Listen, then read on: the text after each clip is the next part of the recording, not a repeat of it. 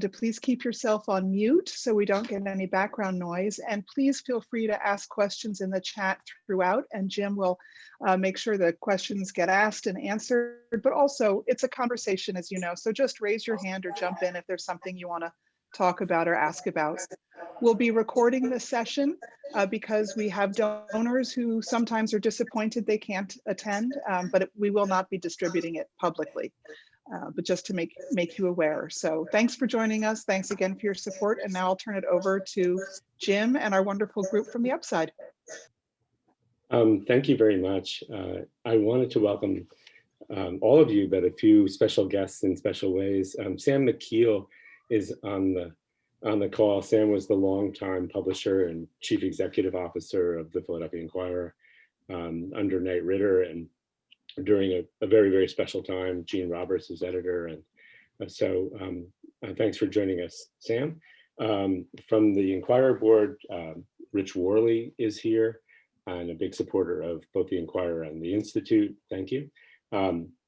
Roz Reamer is the vice chairman of the Lenfest Institute and also the Lenfest chair for cultural partnerships at Drexel University and vice provost at Drexel. And there she really does explore the upside in culture and education during a challenging time. There's a woman on the call who can give a wave named Sandra Baldino, who started a site called Generosity. And Generosity is a website that covers philanthropy and, in effect, the upside in Philadelphia. And it was since sold to technically Philly, and we support it in its work to cover philanthropy. So welcome, Sandra. And last but not least, of course, Marguerite Lenfest, who has created a lot of upside in the city of Philadelphia. First, I wanted to wish the Inquirer team a happy anniversary. This is the second anniversary to the day, April 7th, 2019 to April 7th, 2021, of the creation and launch of a site called The Upside, which was is a Sunday print section and also a part of Inquirer.com. And if you think about how much good and bad news there's been in those 2 years, it's a pretty outstanding accomplishment that this was launched and has really thrived. I'll introduce the team and then turn it over to Evan Ben, who's the co-head. Starting with I'll just mention everybody's name and you can just wave. Evan Ben, say hello. Ronnie Polineski. Evan and Ronnie co-edit The Upside, and Ronnie is principally responsible for story selection, finding these amazing stories. Of course, the reporters find and create their own as well. And Evan co-edits with Ronnie. Evan has an added responsibility, several at the Inquirer. He had special projects, so the annual food guide, Philly Eats, is Evan's. He's in charge of a growing and now thriving digital events business, the Inquirer's own events, separate and apart from the Lenfest Council events, and two premier reporters, Rita Giordano and Kevin Reardon. And one of the striking things about all of these folks is that they have hard news backgrounds. That The Upside is about good news and rooted in good news, but everyone on the team brings to it a hard news background, particularly Rita and Kevin, who've covered some of the tougher urban scenes of our era. Kevin is a 10-year veteran of and a columnist at the Inquirer, but before that he spent 8 years covering the city of Camden, which has a host of problems. And prior to arriving at the Inquirer and the Daily News, Rita was at New York Newsday, where she covered everything from racial issues to drug addiction to mental health, et cetera. And yet they specialize now in finding the upside. A very quick origin story. One of the things that the Lenfest Institute tries its best to do is create ideas and sustainable approaches to local news that will replicate around the country. I think we've done that very effectively. We also have a kind of monitoring system and a lot of partnership with other newspapers around the country to see what is working in other cities. And the Upside is an example of both. There's a special section at the Minneapolis Star Tribune that we learned about from them called Inspired, which in itself inspired the Upside, as I think Evan can explain. Since the Upside was launched and has attracted a large and committed audience, it's since been replicated or really cloned by the Atlanta Journal-Constitution and the Miami Herald and others. So this sort of good news approach is contagious. Finally, I'll just share a confession. I think, like a lot of veteran news people, I came to the Upside or the idea of the Upside before it launched as either a skeptic or really even a cynic. I thought that this was happy talk, that this was kind of puffery, that it wasn't real news. And I was afraid we were doing this for advertisers or for, excuse the expression, Tim and Mary, for PR people. And it turns out to be anything but the case. These are real news stories with really high impact. And if that qualitative view doesn't carry the day, the quantitative response has been tremendous. There have been 3 million story reads or page views, as we call them, in the last 2 years, which is an extraordinary number, and 500,000 since the beginning of 2021. So readers love this stuff, and I think it's clear why.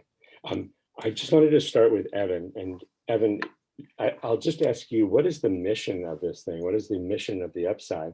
Then we'll move to Ronnie, who can tell us about what makes a good Upside story and begin to give us some examples. And Kevin and Rita can chime in about the stories that they've liked the best.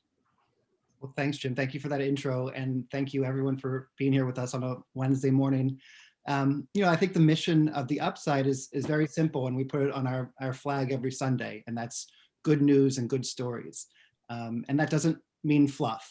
So you won't find stories about rescued kittens in trees, although we may have written about that once. The stories that appear in Upside are really stories that would appear anywhere else in the Inquirer. It just happens that by condensing them into 6 pages or one section front, inquirer.com/upside, you get the sense that, oh, it's all right here, and there is a sense of good in the world. So we're no fluff, and Rita and Ronnie and Kevin will talk about some of the stories that we highlight, but really, our goal is to tell real stories of inspiration and kindness and human achievement. Was I the only one who came at this sort of skeptically, or did you get that response from others in the newsroom? No, I think there was a fair dose of skepticism. Whenever you say you're going to do a certain sort of news or a certain sort of approach to things, people say, well, are you putting blinders on? But I think over time we've developed a base of really just showing goodness in the world that is real and is there, and we just put it all in one place so it doesn't get lost in the gloom and doom of the rest of the news. Ronnie Polineski is actually calling in from Los Angeles, where she's visiting her daughter, who's an aspiring actress and comedian. So I hope there's Upside out there. What makes a great Upside story, and maybe a handful of examples? Well, what makes a good Upside story is what makes any good story. You usually have a really strong protagonist. Something happens. Sometimes that protagonist, the way that they react to it seems quite different from how you might or how somebody else might.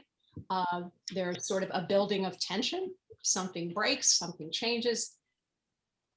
Good ending, satisfying ending. So, I think the problem is that when we say it's good news, people think that suddenly the basics of storytelling aren't there anymore. And I had said this in our prep meeting. People talk a lot about how, oh, there's so much fake news today. And I think some of the knee-jerk responses, when people say that, I think what they're actually trying to say is that the news that they see is incomplete, that there is more to human existence and human interaction and human connection than just bad people harming each other and other people coming in to rescue them from some outward harm.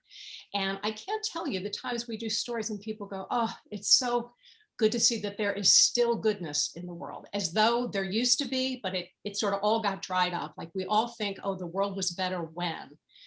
And so therefore, all that behavior that we think was so good is really gone. And they're like, oh, good, it's still here. And I think if people have that impression, I think that's on us as the media, because we have trained our lens so narrowly. In maybe even in the last 10 to 20 years, as journalism has come up against some real struggles, to justify its existence. People can get their news from a multitude of places. And so many media outlets will really, really focus like, okay, what's going to bring in the eyes? And, I'm studying positive psychology these days, and you just really see human beings have a negativity bias. So we are always going to read the bad news headline, because inside our lizard brain is saying, are we threatened? So if some headline implies that we ought to read that because something's coming down, we're going to read it. It doesn't mean, but I think that comes at a cost. And the cost is that people think that the world is basically pretty hostile, but my corner, thank God, my corner of the world is still good. And I think that's bullshit. I think it's just nonsense. And so we widen the scope, we tell really good stories. And it doesn't mean that the stories are all like happyology stories. One of the stories that got so much attention and traction was by Chip Fox. He's an amazing photographer. He goes by Charles Fox, but to us, he's Chip. Chip did a beautiful story about how here in this area, there was an Indian school where years ago, children were taken from Indian reservations, brought here and they wanted to get them mainstreamed and sort of strip them of all their cultural identity. A lot of these kids died here. So there has been a movement lately for, oh my God, I forget the tribe, to repatriate the remains of these children back to the reservation. Now you might think good news is what? But what that story was about the beauty and commitment of one tribe to bring home its children. And it left me, when I read the story and saw Chip's photos, with this sense that the power of a couple of people who are really committed to do right by someone, even if those children are long gone, they want to do right by the memory of those children. It was a beautiful story.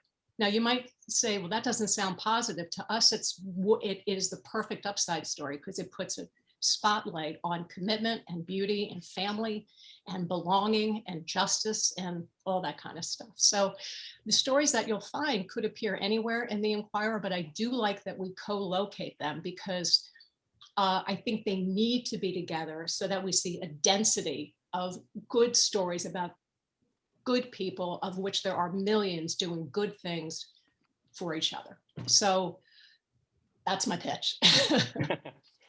Well pitched. Thanks. Yeah. Kevin Reardon, tell us two or three of the stories that have most compelled you, and including, I hope, that the Camden photography story, since you had been a Camden reporter in your past life. Hi, everyone. Thanks for being here. What I really like about the Upside is it's an opportunity to tell stories that might not get into the Inquirer otherwise, right? And whether or not that's the case, some recent favorites of mine, I would say one was about Napoleon's brother's estate in New Jersey, not far from Trenton, is being preserved as a park. And that story got picked up by the National Geographic, which I was pleased to see. And another story that I really enjoyed doing was about a soccer league in Bridgeton, New Jersey, which is kind of a struggling small city in rural Cumberland County. And a faith-based organization was doing soccer for kids. Most of the kids were Spanish-speaking immigrants from Mexico or Central America. And that story got picked up by Spanish language TV, and the organization got a donation made to it after all of this exposure. So that was very gratifying, sort of side benefit to what was a fascinating story to tell. And I also did something a couple weeks ago about a museum of drum corps memorabilia in Upper Darby, Pennsylvania, which, who knew, right? That's something that I think is kind of a theme with the Upside too. It's like we're telling stories that I didn't know that is a common reaction, right? And what kind of a music, all that kind of stuff. I think we all of us look for those stories and find them, right? So anyway, this drum corps museum to be, the AP picked the story up and it was in the Washington Post over the weekend. So I would imagine that's helpful in the long run for this organization. And the other one that stands out is something I did for us over the holidays, which involved a Dunkin' Donuts owner. And this gentleman who owns the Dunkin' Donuts is he came to the US from Vietnam. He's of Chinese descent, and he's built an empire of Dunkin' Donuts from the one where he began as a high school student in Philadelphia in the 80s.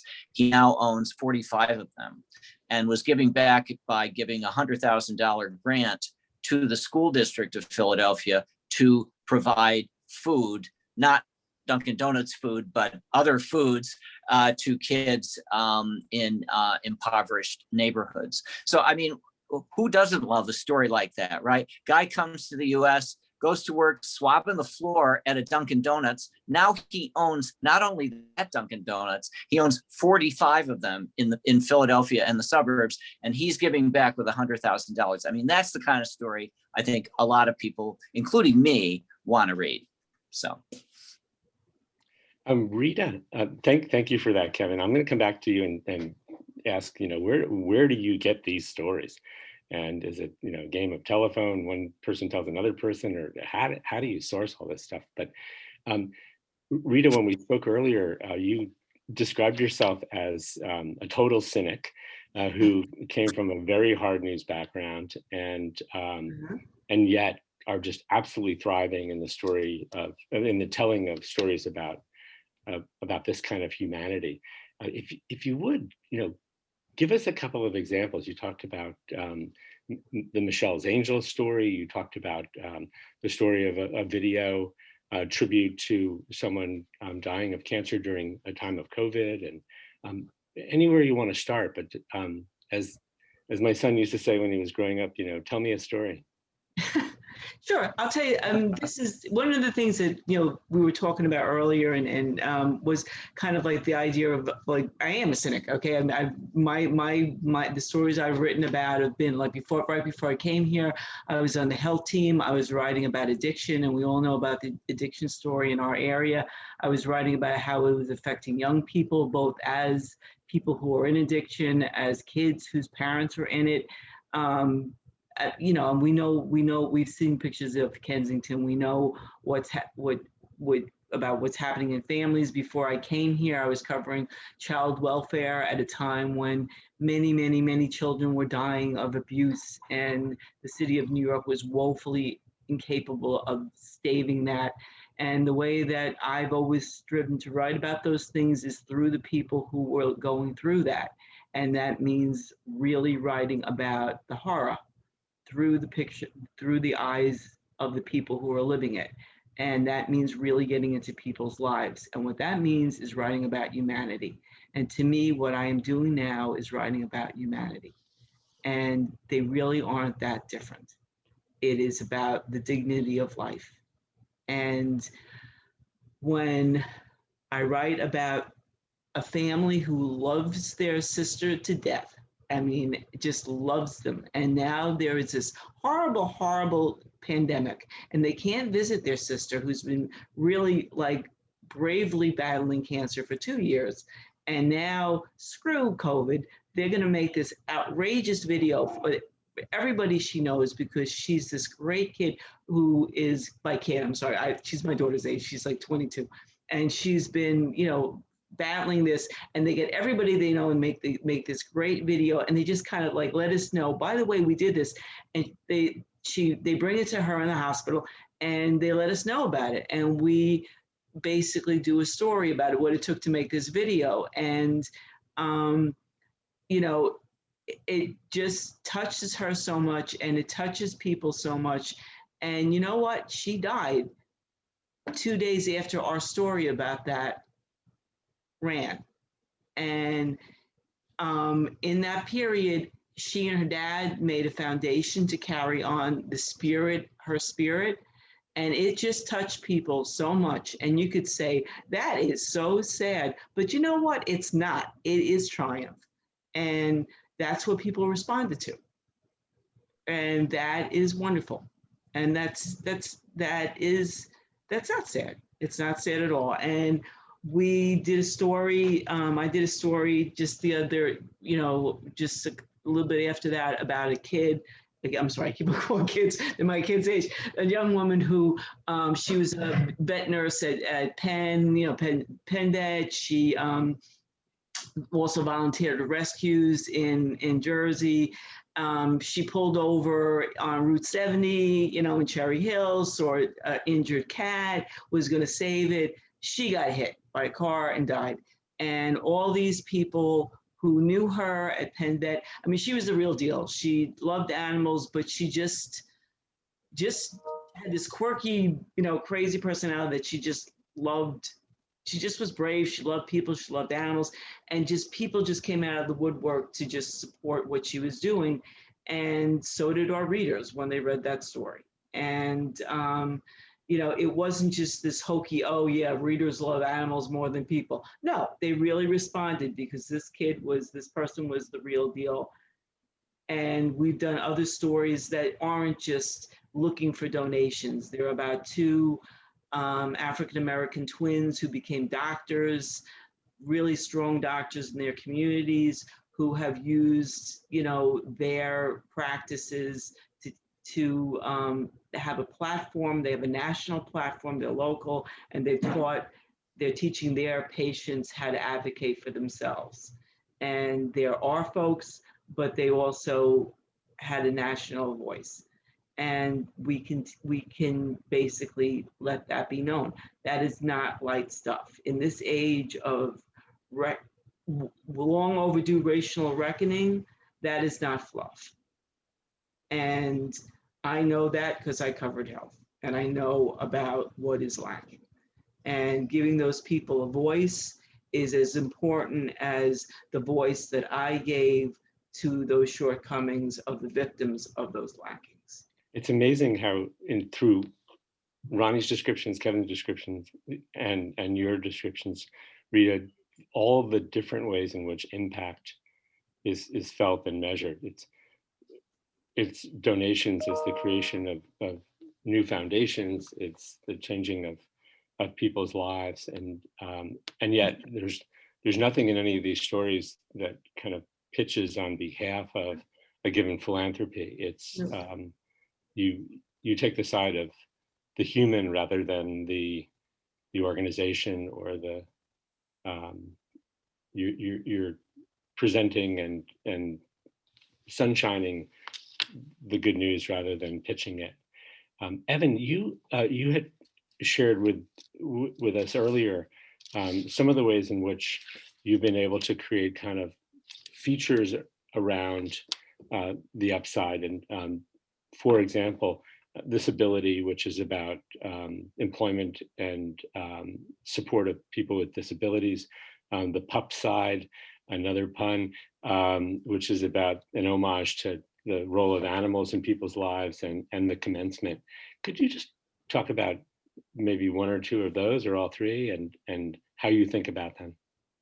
Sure. Well, I think in addition to our daily and weekly content output, Ronnie and I and the rest of the team are always thinking about ways to just give our subscribers, and then also potential subscribers, extra, bonus content.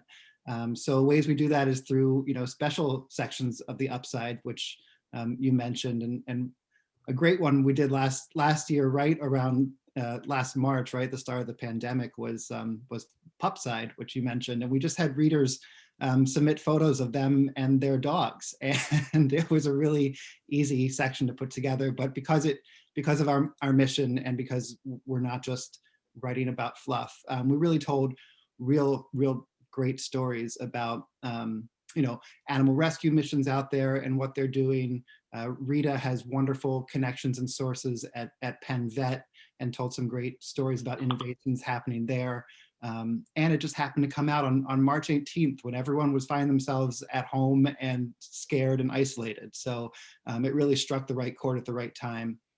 This ability, which you mentioned, Ronnie has a deep background, which she can talk more to, writing about humans with intellectual disabilities. And instead of looking at those as disabilities, we framed them as abilities, and showed how different employers throughout the Philadelphia region are working to hire people that otherwise might find themselves unemployable or difficult to employ. And we really told a wealth of great stories through that platform. So these special sections are just another way for us to show niche topics of goodness out there. There's a comment from Nancy Coleman in the chat that says even the name Upside is an implicit rebuke of the default attitude of life always having a downside. There's a cliche in the news business that we don't write stories that with a headline that says plane lands safely at airport. It's the plane crash story. So I think news plays a role in that, and should counter it, as you have. Sandra Baldino writes as well that grief and tragedy are very difficult for people to handle. Featuring and writing about people who have used that feeling for good to memorialize a person provides comfort and relief. On that, I'm curious, Ronnie, how has the Upside changed, or how has your view of what makes a great story, or even the reader response, changed in the context of the pandemic? You spent roughly a year editing the Upside before the pandemic, and now a year inside the pandemic and counting. Is it a different section as a result? I think, we had to dig a little deeper. We had to get a little more creative about finding stories, because so many of the stories that I think we had done previously were about people doing good out in the world, and suddenly the world is shut down. What happens there? So we had to dig just kind of deeper, and we did quite a few stories that were sort of pandemic related. But the world still spins. I mean, the world is still spinning. So we still, I don't know how we did it, but we've managed to find really good stories. I think probably the ones that have surprised us where people got very innovative. They kept doing what they wanted to do, but now they had to get more creative.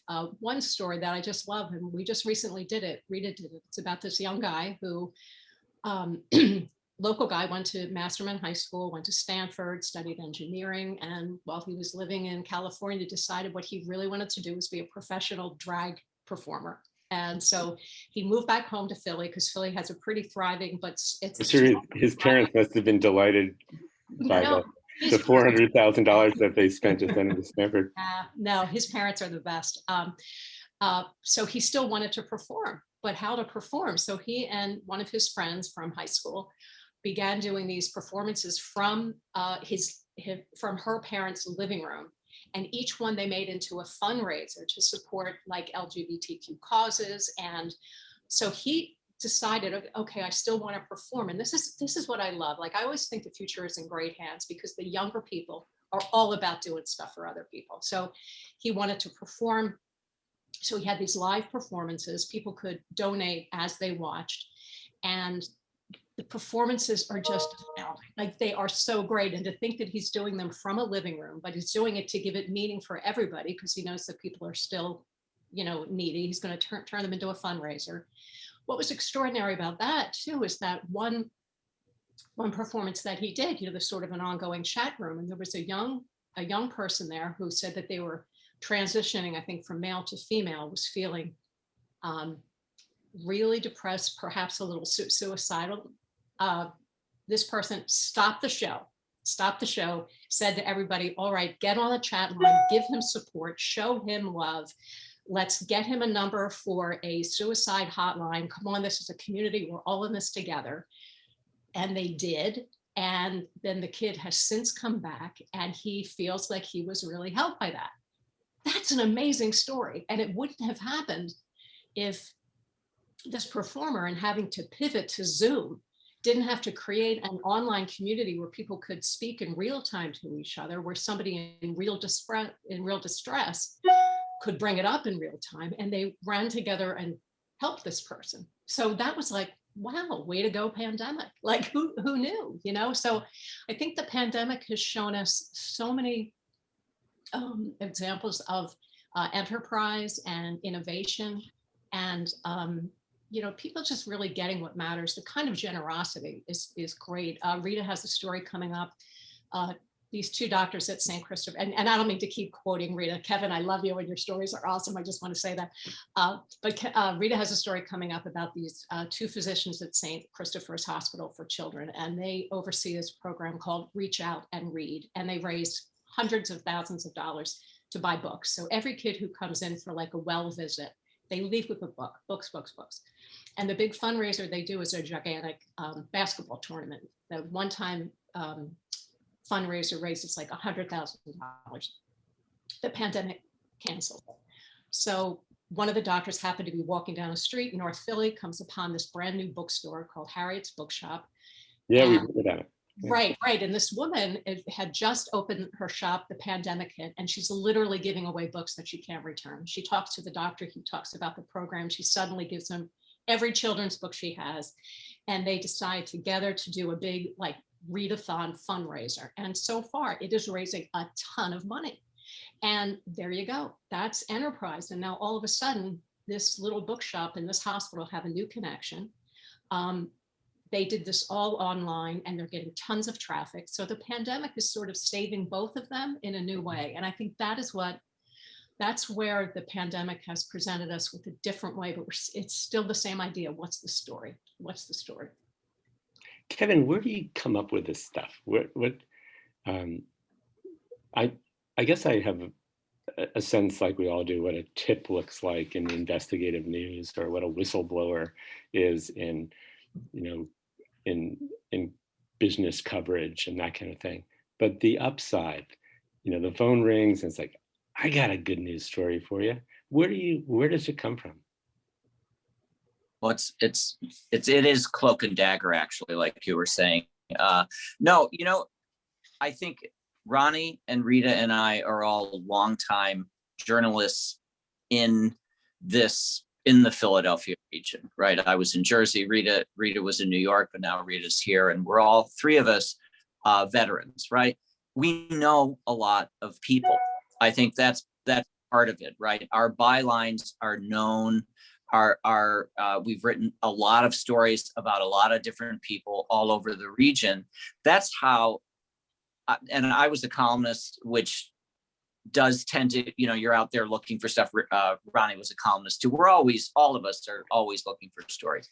So like a couple things that come to mind recently, I did something, it was actually late last summer, about a group of Jewish farmers and African-American farmers in Salem County, New Jersey. There's a real historical piece to that. But I got a call from one of the Jewish farmers, because I had done a piece 4 or 5 years ago about this effort to restart what had been a Jewish agricultural settlement in the early 20th century in this part of New Jersey. So, and the same with the piece that you mentioned that we talked about the other day, the photographer in Camden who's doing this really interesting public art piece in which there are portraits of young and old people who live in Camden, and there is a saying on each of them: Camden is strong, Camden is resilient, Camden is moving forward, all that kind of stuff. I heard from this guy because he knew me through other stories that I had written. So, and I think that's one main source for stories that we do in the Upside, is the fact that we have connections in the communities already, and people know us. They want to pitch stories to us. Sometimes the pitches don't work, which is fine, but sometimes they really do. And the drum corps museum piece came because I had written about a guy who now lives in Upper Darby, where the drum corps museum is. He has nothing to do with it, but he stumbled across it as part of the work that he's doing, a civic project over in Upper Darby. And he said, "Hey, does this sound interesting to you?" And I thought, "Oh yeah." And then I go to Ronnie and I said, "Oh yes."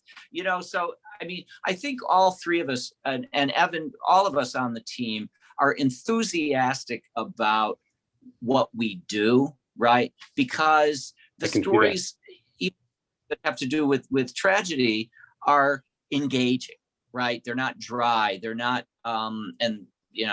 stories that involve lots of research and data are excellent. We need them. They're terrific. But these stories are alive, right? And that's one of the things that jazzes me about writing for the Upside, is that there's that piece that readers can grab onto. So I would say that's where, and then of course the public relations people, and we work with several who are first rate, and they give us good stuff. And then, it's elsewhere, social media.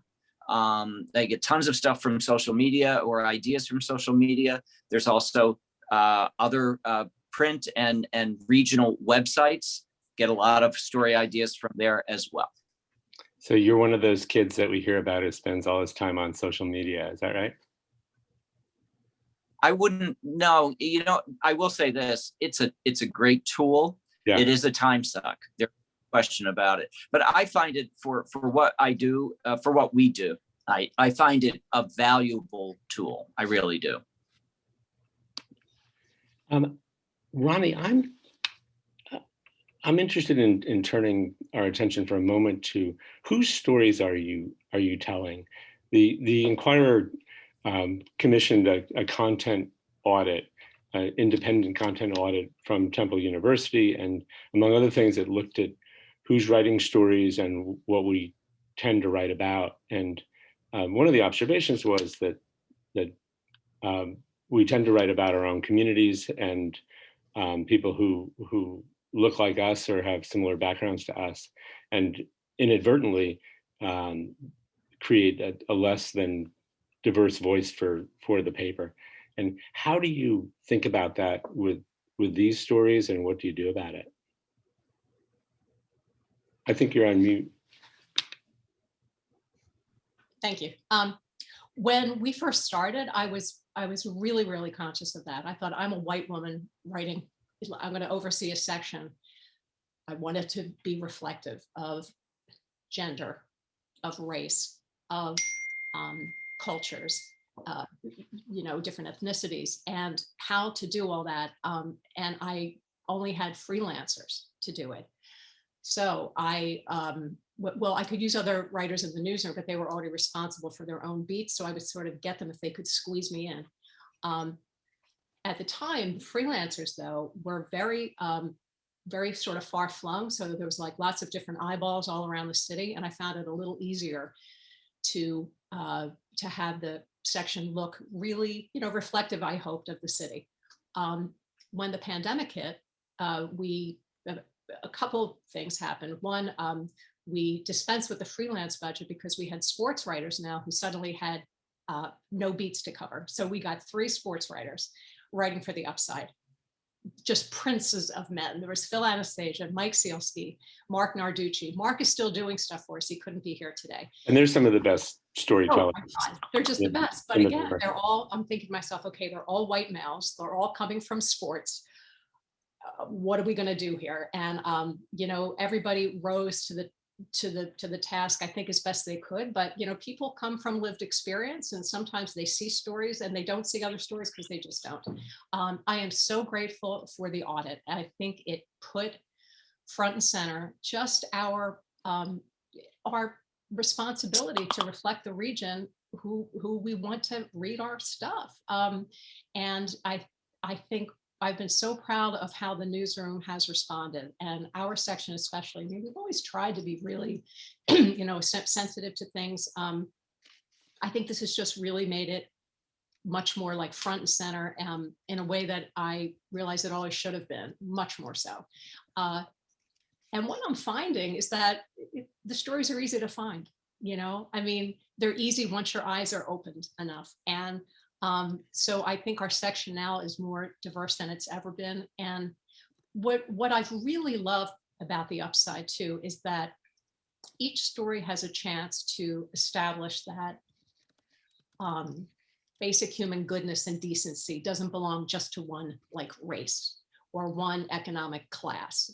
Generosity isn't only for people who have already made all their money and now can just give it away. To be able to write about people who are generous in their own ways. This young drag performer. So what I've loved being able to do is sort of make much more porous, I think, the kind of walls that we don't even know keep us from feeling like we belong to each other, and that we all share strengths, we all share weaknesses.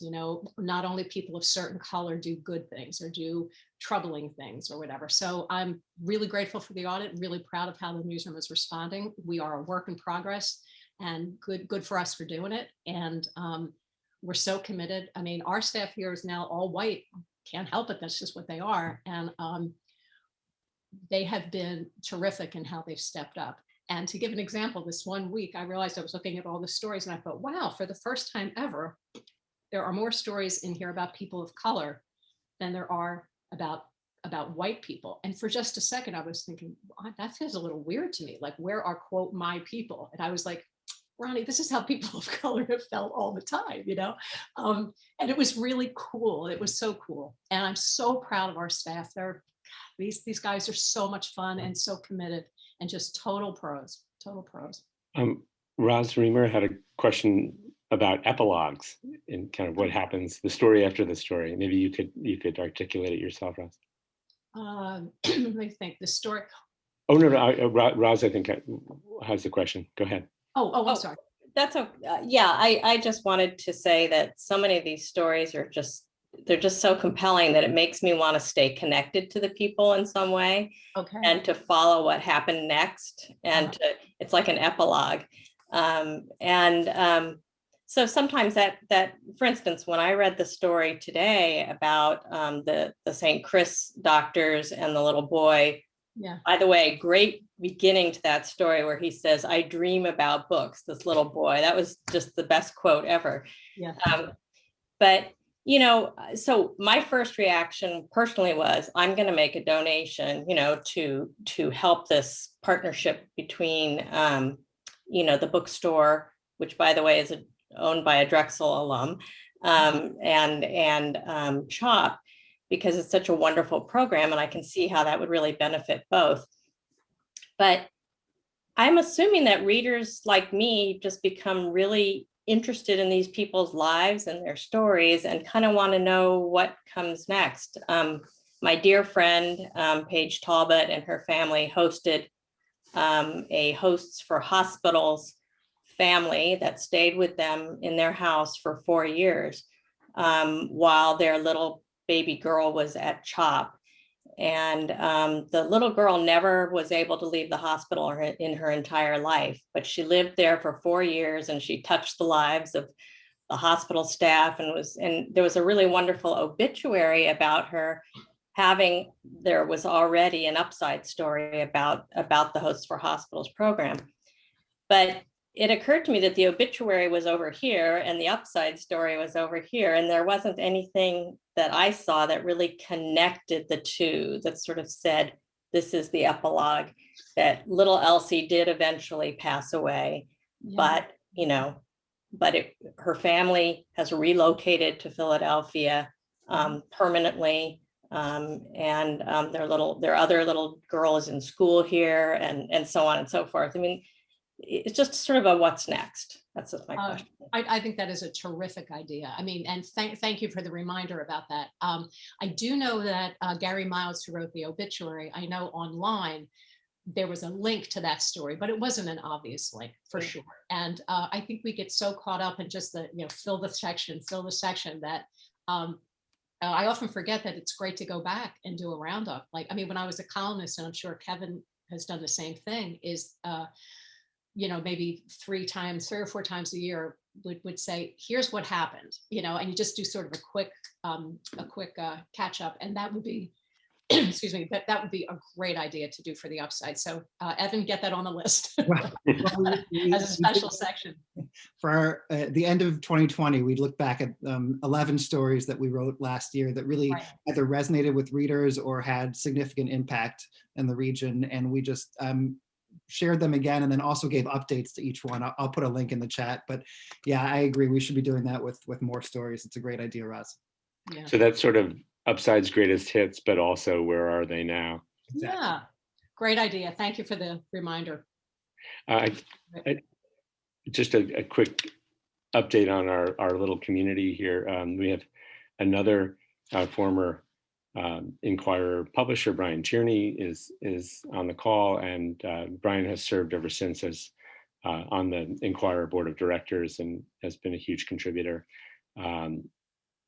Intellectually, emotionally, and financially. So thank you, Brian. And Catherine Hatton, who was the longtime Philadelphia Inquirer, Philadelphia Media Company, I think it was called then, general counsel, which is code for keeping the newsroom out of trouble and protecting the First Amendment and dealing with everyone that wants to sue us and that kind of thing. She is now at I guess in a safer place at Robert Wood Johnson Foundation, where she's also creating a lot of upside. I thought it would channel Mary Stengel Austin and Tim Spitzer and Brian Tierney and perhaps others, and ask about corporate social responsibility.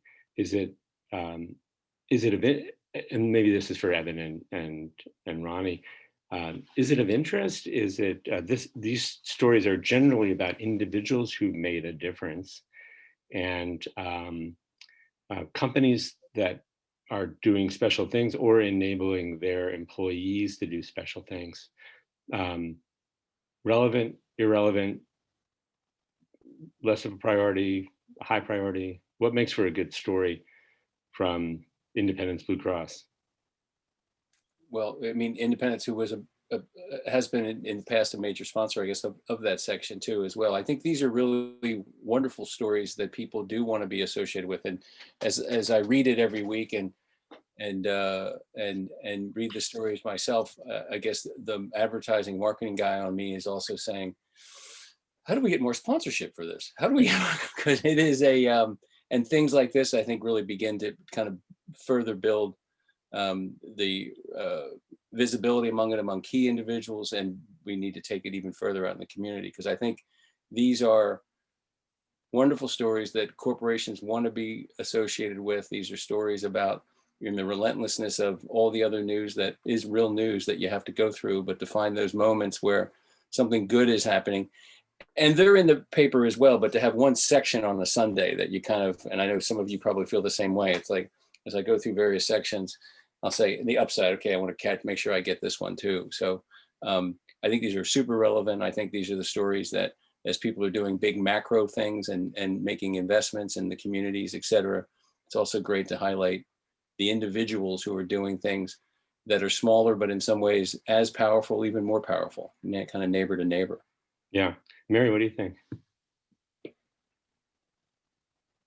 Yeah, I would agree with Brian. I think from a kind of advertiser marketing perspective, I recognize that there's some tension between that, because we're trying to say that these stories on their own have value and weight, and that it shouldn't just be about how to promote them.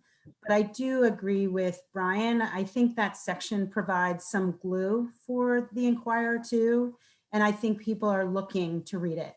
And I think what it has done, particularly over the pandemic, is I think it does a really nice job of connecting the community and to kind of lift what Brian talked about, neighbor to neighbor. I think it's really an opportunity to inspire and to push people to maybe expand their point of view. You know, the stories that you talked about in terms of the book, it gives people kind of an access point that maybe they stumble into versus something that they would go to and read on their own. So I think it can present a spark for many people to go deeper. So I personally love the section. I think it's also, you know, my kids, believe it or not, I still like the tactile experience of reading a newspaper. And my kids to a certain extent do too, particularly as it relates to sports. But I think this is a section too that for younger people, it's particularly for me during the pandemic, it was great to have on the table where my kids could enjoy it and spark conversation around it. It's funny how whenever we talk about, I still read the print paper, it's almost a confession, like I can't, shouldn't tell you this, but I'm a dinosaur, I still read the print paper. People, there you go, Carol. People love the print paper, and frankly, of all ages, it does skew to our generations, but not solely. So that's funny. Now I'll get slightly competitive. I'll tell you one thing I used to tell people. People used to say, I guess I'm old school. I read, and I would say, well, X hundreds of thousands of people do that every Sunday. Okay. And let me just give you some context. That's 15 times more people who listen to KYW radio 6 to 10 a.m. totally on drive time. And I only listen for traffic on the twos, probably like you, and they count me as one. Huh? Oh yeah. Let's let some facts get in the way. A lot of people physically pick up the paper. We sell, I guess we have over almost 500,000 readers of the physical Sunday paper. And that held up remarkably well during the pandemic. But we have to remind people of that too. Question. I forget, yeah. I'm sorry, could I just have a quick question. To me, it seems like the experience, the tactile experience people have talked about, right, ought to be a selling point, right? Like record stores have come back, bookstores have come back. How about the experience of this perhaps niche, for a niche audience, but nonetheless a significant audience, the enjoyment of, you're sitting down, you're relaxing with your coffee, we have a vista of somebody in their home, maybe with kids around. To me, that we're not somehow taking advantage of the potential to develop our print product as something special, as something that people would respond to in the same way that they've responded to actual books, as opposed to Kindles, and to going to music stores again instead of just streaming everything. To me, there's a potential there, and I don't know how to maximize that, but it does strike me as an opportunity that's out there for us. Well, one of the things that we're funding at the Institute is a look at a redesign of the Sunday paper. The Sunday paper is far and away the best read and the largest, and also the biggest moneymaker for most newspapers. And we're looking at Sunday redesign, how the Sunday paper interacts with the digital product throughout the week, meaning when do you hold news for the Sunday paper, when do you publish it in real time, and that kind of thing. And there's some design resources and some emphasis on that. And Evan, you may know, Lisa Hughes has created a task force on, essentially print redesign and print revitalization. That's right. Yeah, and just like you said, Jim, phase one is kind of cleaning up the current paper and the print design, and phase two is really focusing on making the Sunday product a real premium platform. I think we're very close to 11:30, and we always like to begin and end on time. I want to just mention, before thanking all of you, I want to just mention a few topical activities at and around the Institute. You may have seen in this week's Sunday paper, it was hard to miss, and then throughout the prior week online, coverage of gun violence in the city of Philadelphia. It's a year-long series that's funded by the Institute and by individual donors, called Under Fire. And is both the human story of gun violence and the really data and evidence-based story of all of this, and the ratio between arrests and convictions, and the trends and numbers over time, what to do about them. And it takes Catherine, a public health approach and a solutions journalism approach to what is really an epidemic. The second, I think Rebecca, correct me if I'm wrong, but I think we've sent everyone a notice about the Institute funded a very high impact, relatively inexpensive study of misinformation and disinformation in the Commonwealth of Pennsylvania. You hired a group called NewsGuard, which is run by the former publisher of the Wall Street Journal. And they look independently at websites to determine whether they are real news, fake news, disinformation, misinformation. They rate news organizations based upon whether they have hidden political ties, whether they disclose their ownership or not, whether they blend advertising and news or opinion and news in an untoward way. And they give each site a rating and a color coding, red, amber, or green. The Inquirer has a 100 rating, meaning it has the highest levels of trust and authenticity. They studied 120 sites in news sites in the Commonwealth of Pennsylvania and found that 30 of them are fake and political. And they have names like the Lehigh Voice or the Gettysburg Gazette. They are masquerading as local news, and they're paid for by either the right or the left. There's more of this coming from the right, I think only because they're better at it. But there's a scourge of fake news in Pennsylvania. And this was the subject of an op-ed in the Inquirer, and it's been editorialized now in a dozen newspapers across the state.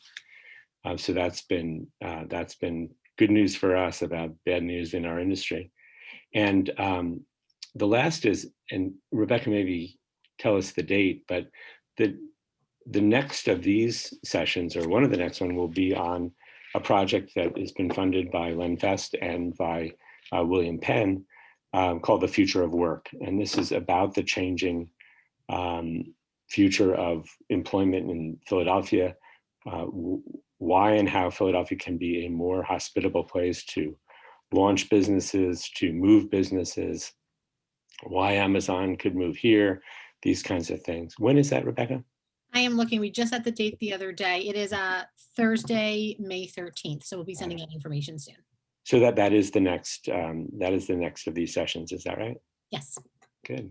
Well, I hope you'll all be back. Ronnie, thank you so much for what you do and your keen eye for stories. Kevin, thank you for your voice and your creativity and all the quirky stuff that you write about. And Rita, thank you for what sounds like decades of impact in New York and in Philadelphia, and hopefully much more to come. And Evan, I think you brought just this fresh vitality to everything you've done at the Inquirer, and the live events business. When we can get together again, I think it's going to be not only really engaging for users, but a moneymaker. And I still have the Philly Eats section, and I love that, and I love your belief in print. So keep up the good work. Thanks, Jim. All right, thank you all. Thank you all for being Thanks so much. Thank you. Thanks for being here. Speak so well.